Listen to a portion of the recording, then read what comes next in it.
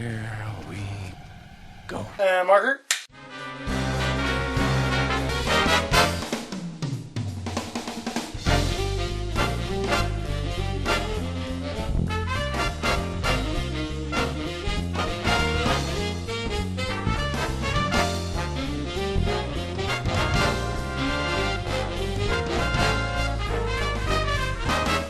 Welcome to Mergy Movies. I'm Big Mike. I'm Justin Ferguson. We are back to talk about film, movie-related topics. Yes. This is what our show's all about. That is why it is called movies. Exactly. But sometimes movies take cues from other sorts of media. Like, Yes. I mean, we got comic books, movies coming out, and like anything. Like, I mean, a pamphlet in a book by J.K. Rowling is now becoming a 5-movie series all of a sudden. Yeah. Like Fantastic Beasts, where to find them. So looking forward to seeing what they're going to do. And it's fresh, so everybody will get a little bit of that. Anyway, then there's novels, which a lot of movies, and actually how much of them started as well. That's how a lot of movies start from books. You know? Yeah, like in the silent era, you had Nosferatu. Yeah. Which was just a Dracula play, Exactly. but they couldn't use the term Dracula. Yeah, Nosferatu. Actually, that's a badass silent film. If you ever get Yeah. a chance to watch it. Didn't they remake it with sound? Like, Yeah, they did later on. I don't think it did as well, but then they did do a film adaptation of. It was like, I wouldn't call it a satire. It was more like a different take. It was like a fictional take on a real film, right? What happened was it was starring John Malkovich. yeah. What was the movie called? I can't remember exactly what it was called, but anyway, he's playing the vampire in Nosferatu, and they're filming this movie, but they actually think this actor is a real vampire. That's the take on the movie. Anyway, it's actually a really interesting show. I haven't seen it in freaking years, but yeah, that's a different way. Books, sometimes they do that too, where they like another movie that, I mean, doesn't get that much critical acclaim, obviously, is Starsky and Hutch. This isn't based on a book, but like they took a serious-ish cop show and made a satire of it, right? Brady Bunch, same thing, right? And other books do the same thing like that. But yeah. So I guess what we're talking about today is book versus the movie, which is better. And I know a lot of you right now are like, Well, the book there are is better. definitely people who have their foot firmly in the book camp, and there are people who definitely have their feet firmly in the movie camp. Exactly. So, but see, we've talked about this also in just a recent episode that, like, The Watchmen, they turned into a movie, which, I mean, obviously in the wake of superhero movies, they thought, Zack Snyder, again, visually nailed it, thought, I'm going to do this and I'm going to do it almost entirely close to the source material. Well, he had done that before. Exactly. He With did 300. That's right. I totally forgot about that he did 300. I didn't mind 300. It was visually, again, he's great with visuals. So, yeah, like, so I guess what I'm trying to say is, like, with The Watchmen, he changed the end. Yeah. Right? Some people would say that's for the better. Some people would say I prefer the giant, ugly, weird alien monster.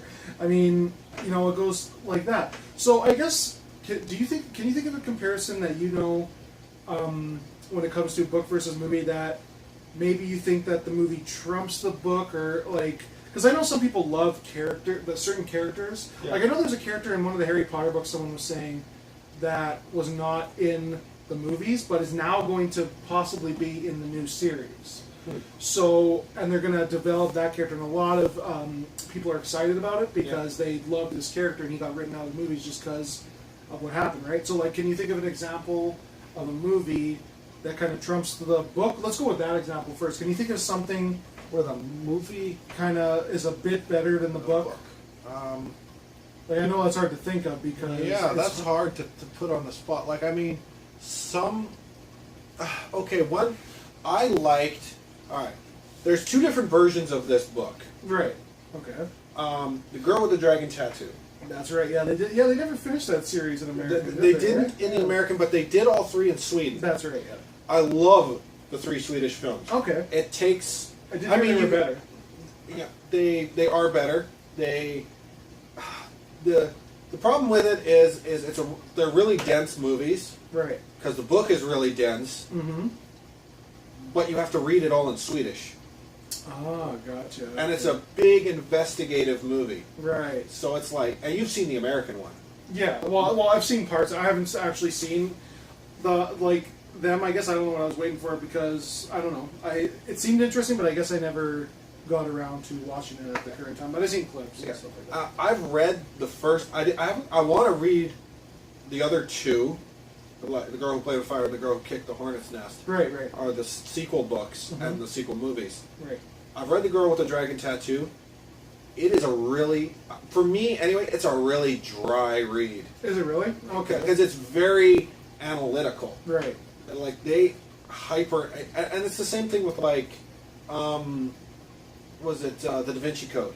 Another book where half of the book is like resource material where you're comparing. Yes, yeah, because I have a friend at work. He's reading Da Vinci Code right now. Like he's read it before, but he has like what's the word for it? It's like an illustrated edition, where it has like the whole novel, but then it has illustrations of what he's talking about, which I would find extremely helpful. Yeah, because like my mom read the book, she loved them, but like to read that in book form, it's like I'm not okay. Like we may not be exactly the most religious people here, but you know. The Bible, for example, I mean, oh my God, it's filled with so many freaking like details of this and that. It's like it's not really storytelling as much. How many characters in the Bible are named John? Well, that's what I mean. Yeah, so it's like John, what? Which one is this? Like 1,000? Or Mary. Yeah, Mary, exactly. So yeah, like it can get. I can see what you mean. Like if it's a dry read, but it's still, I guess, like the Da Vinci Code is still exciting. I don't know much about the Dragon books, but I can see what you mean by that. Like without having an example or whatever. Yeah. But watching the movies, I felt when you actually have a pace going with it, I find the movies for me are actually better than the book. I don't. Maybe that's sacrilege. I'm sorry, but I found the Swedish one especially, but the American one too, was a little better than the book. Fair enough. Okay. And although the original author of the three books is dead, Stieg Larsson, the Swedish novelist or whatever, he wrote the first three books. Someone else took up the character and has written a fourth book. Okay. And I'd like to see it, how he wrote it. Maybe he writes a little differently than Stieg Larsson does. But that'd be interesting to see a different artist's take on beloved characters of famous books and stuff. So also just to throw back quick, it was Shadow of the Vampires, the movie with John Malkovich. There we go. Talking about Shadow of the Vampire. Thank you, IMDb. But yeah, another example that I can give you of a book that, this is sort of like, this is actually more of a 50-50 comparison that actually makes you think. Like, the most books that I've read, like actual novels, are Stephen King books. Well, that's a great example. A lot of his books have been turned into movies. Yes, and a lot of them have changed, like some for the better, some for the worse. Like, he hates Stanley Kubrick's version of The Shining. Yeah. He hates it because they focus more on too much of the supernatural of it, and not as much as like the fight with his alcoholism. Maybe that is a good thing. Yeah. I don't know. Like some people say, well, they should have done this, should have done that. I mean, an author has every right to be pissed off about their interpretation of a book, but like you also have an author like J.K. Rowling who, she was involved with. Yeah, well, that's another thing. Like we go back to the Watchmen talking about. I'm an Alan Moore fan. I like some of his weird. Yeah, Alan Moore is a big. Yeah, anyway. The difference between Alan Moore and J.K. Rowling, she was involved. If you want to go to another guy who, was involved in one of his comic books being made into a movie, is a guy like Frank Miller. He actually gets involved. The first Sin City is fantastic. I'm not a huge fan of the second one as much, but the first one's fantastic. And he directed half of it. He did, yep. So the fact that both those authors, Frank Miller and J.K. Rowling, actually got involved, those movies are better homages to their source material. Yeah, and Stephen King has done that too. Yeah. Like, he's been involved in a lot of his books, movies that have, books that have turned into movies. But yeah, I guess I don't know what the reason was behind. I know Stanley Kubrick's kind of he's a control freak. Yeah, he's a control freak. I mean, look at what happened to Shelley Duvall. I mean, that's a whole new. That's a whole nother episode. Look it up. Like there's another topic for us. Here we go. Future episode probably. Careers destroyed by other movies. There we go. Yeah. Anyway, but yeah, but getting back to again with Stephen King. Misery is a great book to read, but the problem with it a lot of people don't like is that this guy is stuck. in the same spot for the whole freaking book, right? Yeah. Some people hate that shit. Like I know, like there's another book of his that's actually being turned into a series right away, starring Carla Gugino. That's how you pronounce her name, right? Something like that. Something like that. Anyway, she played Silk Spectre in The Watchmen. She it's going to be a Watchmen. And she was in Sin City too. She was in Sin City. She that's was right. Mickey Rourke's Cop friend or something. cop friend, or got her hand eaten. Spoiler alert. But yeah, so yeah, she's a good actress. she is, I really like her. and not hard to look. No, yeah, she's easy to look at. That's for sure. But she is in anyway. This book's called Gerald's Game, and basically, I don't know if they're going to do a Netflix series or if they're going to do a Netflix movie. Either way, it's coming on Netflix. Basically, what happens is they're in a cabin in the middle of nowhere. They turned all their shit off. They're going to have kinky sex, so he changed her to bed. Her husband or whatever. Husband has a heart attack and dies right on top of her. And that is the whole book. Her trying to survive. She has a glass of water that's just out of reach. Things like that, right? So some people are like, I don't know if I could watch that. A lot of people hated that Ryan Reynolds movie, Buried. Yeah. Because he's literally in a coffin. You're literally in a coffin the whole show. I don't think you even go to a different place at all. You're literally in that coffin the whole movie. People hate that. But like I'm trying to tell people, that's why they do it. They're trying to make you feel uncomfortable. They're trying to put you in there. The whole point of the movie is claustrophobia. Exactly. So And panic and fear. Exactly, and that's what this book does. Anyway, yeah. Again, getting back to the book, they did the books almost to a T, very faithfully, except for one scene which they were just about to film, and I can't remember why. I think it was for budget reasons or something. Kathy Bates, and she plays Annie Wilkes in the movie. She won her Oscar for that, did she not? I think she did. I think she did. I'm going to look that up. But anyway, so she's in it, and there's a scene where a cop comes to the house. By the way, I fucking love Kathy Bates. She's just great in everything she does. But anyway, so what happens is she runs over a cop's head with a lawnmower. And I'm like, yeah. I'm like, I want to see that, right? But they canceled it at the last minute because of budget reasons or whatever. Well, that would have been a special effect they would have had to include. Exactly, so that's probably why. But she really wanted to do that, and she was really disappointed about it. Other than that, the book was pretty damn close. Could it have been a better movie with that scene? Meh. You know, sure, it would have been cool to see that gore, but at the same time, I mean, spoiler alert, she gets a typewriter on the head. You know what I mean? So it's actually pretty, it has some gory scenes in itself, right? So, but anyway, Stephen King books. That's what happens, and that's what I'm saying that they're doing with Gerald's Game, is that some people find his books dry read. That's what you're saying about dry read.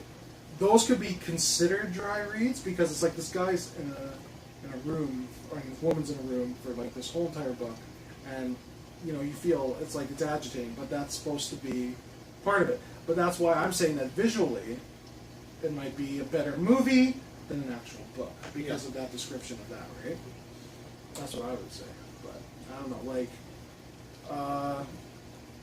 what other examples can we think of? Like, maybe a movie. Here's a. Let's go with source material. Now, let's just do this because people talk about this movie all the time. Was Dragon Ball a book before it was a cartoon? Yes, it was. Okay, so technically this counts. The Dragon Ball Z movie, I hear, is a complete abomination It is terrible. of the source material. So, like, you know what, actually, going back to Alan Moore real quick, what I would like to see is they should just go to Alan Moore and be like, dude, okay, I know you hate everything that's adapted to yours, but why don't you do... we're gonna let you direct it. We're gonna let you rewrite your screenplay, whatever, of a real version of League of Extraordinary Gentlemen. That would be really cool to see. Yeah. Would it just be successful is the question. Yeah, like because there's so many dark elements to that book, in the it's- series. well, that would be one. Like you'd get some pretty intense scenes, like just with Hyde and the Invisible Man. Yeah. Their storylines are pretty dark. Just those two guys. But then you also throw in like the movie added characters that aren't in the book, right. and they took out characters that are in the book, Yeah. like the Martians from Yeah. War of the Worlds. Yeah, that'd be a cool are- sequel to see, right? They're not even involved in the movie in any way, shape, or form. No. Spoiler alert: the Invisible Man goes in league with them, and That's right, yeah. and it's like And that, they play off that in the movie, right? Yeah. But then they just make him a good guy or whatever in Yeah. the movie, right? But the fact is, he's like, it's. I get they were trying for a PG-13 rating, is Yeah. what they were going for, Yeah. and you can't have cannibalism and rape in a PG-13 film. That's for sure, yeah. Like, and hey, thanks to Deadpool, we're about to get a lot of awesome R-rated Yeah, content right now, right? That normally would be like, I mean, is there's talks- Logan R-rated? It sure is. Oh shit! I actually saw the first page. Like Hugh Jackman posted the first page on his, I think it was his Instagram. It says, I think it says fuck like at least 3 times in the first bit. I mean that's like almost nothing because they almost throw that in like certain movies now. But I can already tell that this show is going to be gory as hell. It's going to be his last outing as Logan. It's just going to be a bloodbath, man. Honest to goodness bloodbath. I'm going to love every second of it. I think it'll be great. Yeah, that's. I guess what we can say is, when it comes to a book versus a movie, there really is no winner. There is no winner. I mean, there's no definitive answer because there are some, like we mentioned, where sometimes the movie is better than the book. But you'll find, like most people I ask, they say the book is Yeah. better. Usually, most of the time, the reason I find people say it is because you can get into more detail. Yes, that is detail. You're more invested in the characters. Yeah. I know Alex, our other podcast partner, was talking about how different the Jungle Book stuff is. Oh, yeah. Yeah, you know, to compare it different to the books. A lot more violence, I guess. Yeah, a lot more violence, a lot more really intense things that are in the books. Well, I mean, Disney in general. With, like, I mean, the story of Hercules is gory in itself. If you don't know it, basically he kills his wife and he goes like Roy Ragey and kills his wife and child. And he has a copious amounts of orgies. Yes. So yeah, they couldn't cover that in Disney. Not usually. So yeah, no. Yeah. I mean, sometimes you just gotta. I mean, you don't necessarily need to bastardize it, but I mean, Sometimes also you go with interpretations. that's right. We talk about, okay, we're going to keep our trend going with The Dark Knight and yes. and Christopher Everybody, Nolan's adaptations. Not faithful to the comic books at all. Not really. No.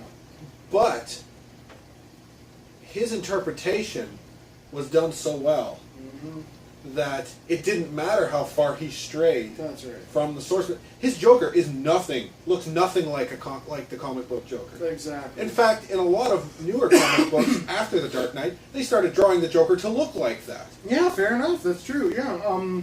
Yeah, and they made him even darker. Like I mean, in the newest incarnation recently, Joker plays with the skin off his face. He gets torn off and then he staples it on. Like it's pretty freaking hardcore. Like I'd love to see that version, by the way. But anyway, yeah, and then you have the Suicide Squad Joker, which is he's closer to the comics. He's more than Heath gangster. Ledger, but he's more gangstery, and yeah, like I don't know, he wasn't my favorite, but he wasn't terrible. He wasn't bad, but I also think with all the like I praised David Aarons in the last episode we talked about, and I thought that the producers probably hovered over his shoulder too much. Mm-hmm. I don't think he is a guy who does a lot of cop and military stuff. Right. I don't think a psychotic clown character is something he's really going to be good at writing. That's very true. Yeah, like you again, they should have got actually one comic book writer in general who I mean he's not even technically as much a comic book writer as he is on the animated series. Yeah. Paul Dini. They should get Paul Dini to write a Batman flick or write the next Suicide Squad movie. Yeah. Because he helped create Harley Quinn, if I'm not mistaken. But anyway, he's a huge writer, and I believe he wrote the Mr. Freeze episode of Batman the Animated Series, like the whole thing with his wife and all Yeah, that so stuff. here he created a backstory to make, and then Freeze, that transferred over to canon. That the comic books start to include things from movies and cartoons. Exactly. But- So yeah, and Harley Quinn started off as a character on the animated series. So. She did. So yeah, So I mean, again, this became comic booky, but at the same time, this is what we're talking about. Is like you need to get if you want your like you said earlier, if you want a faithful-ish movie, or at least something where the writer's like, okay, well maybe we can change this, and I have no problem with it. Get the writer involved. Another great example of just weird situation. Mm-hmm. We're probably talking about this. We're probably going to go over our time limit, but that's okay. That's okay. Hellraiser. Hellraiser, right? Yeah, I've never seen too many. I think I've sort of seen the first one, but yeah. Anyway, yeah, time, but we'll see. Anyway, in the book, the guy who wrote the book also directed the first movie. Right. Well, there you go. He changed everything. There you go. So that's a really good example of if you can get the writer involved with the source material, sometimes it ends up being better because, I mean, it's his baby, right? Yeah, if he wants to switch it. He also said a couple things. One, once he published the book, he went back and said, oh, I wish I had changed that. I wish I had changed that. Yeah, there you go. And another thing that he changed, sometimes you publish a book, the books really have no limits. Right. You can do anything you want in a book. You can write it in any way you want, tell it in any sort of way. Movies have, a lot of movies, especially when you're trying to fit into a genre, have a beat step. They have certain tropes that follow. And I didn't realize this till I learned this. In the book, Pinhead, the character Pinhead, is a woman. Interesting. In the book, Pinhead is a woman. But in the movie, you switch Pinhead to a man. And they asked, why? Why? Because in the 80s, like late 80s, mid 80s to early 90s, when all those like Cronenberg and Craven type movies were coming out, it had, all horror movies had an interesting dynamic. The villain was always a man and the hero was always a woman. Right, okay. You think about like the Jason Voorhees movies, most of the main characters were women. Jason, obviously. Freddy Krueger. Michael Myers. In a lot of those movies, the Chucky movies, and all these movies, you have the villain is a man, and the main person he's going against is a woman. Right. And the woman usually triumphs. And the woman usually triumphs, and that was sort of the trope. In the book, it's a woman, Pinhead is a woman, and the main character that is sort of trapped in this weird, fucked up world that the book is also a woman. But he was stuck in the trope at the time he decided to make that movie. He had to fit into that conformity, so he made Pinhead a man. Which is interesting, but also at the same time, I mean, he should have maybe thought outside of the box, because that might have made it a little... I should say outside of the box, because it was technically in the box, but he should have maybe done it, because that would have been a bit different, right? Like, it would have been something that would have stood out even more. I mean, Pinhead stands out in any way, shape, or form, but I mean... Pinhead as a woman would have been extremely out there, especially for that time period. Yeah, I think I don't know, I'm not saying he made a mistake, but it would have been interesting because, I mean, would it have been a success? I don't know. That's a good question.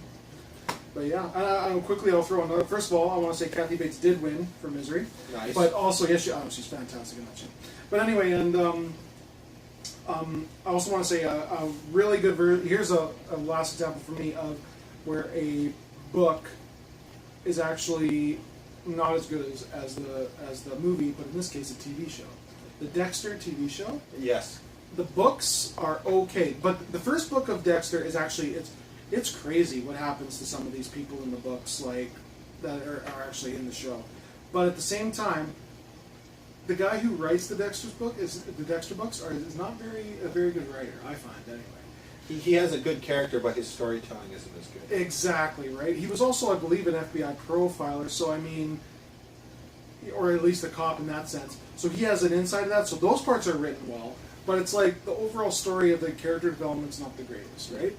The series, though, especially up to season 4, like if you want to disregard the other series, I mean, the other, 3 more seasons, which aren't the greatest, but they're still good. But the first 4 seasons of that show are just phenomenal, and they're way better than the books. Yeah. They're just way better.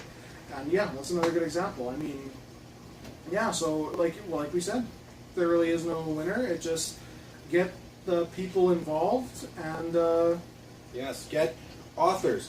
I mean, granted, like if you're going to do a Hans Christian Andersen story, I'm sorry, the man's been dead for how many years? Or Charles Dickens. Or Charles Dickens, or William Shakespeare. Maybe we can clone them with their DNA if there's any DNA left. But anyway, yeah. Yeah. But yeah, if you are a living author and someone's making a movie or a TV show out of your book, try to stick your nose in there a little more. A little bit, yeah. Maybe they don't have to go verbatim beat for beat.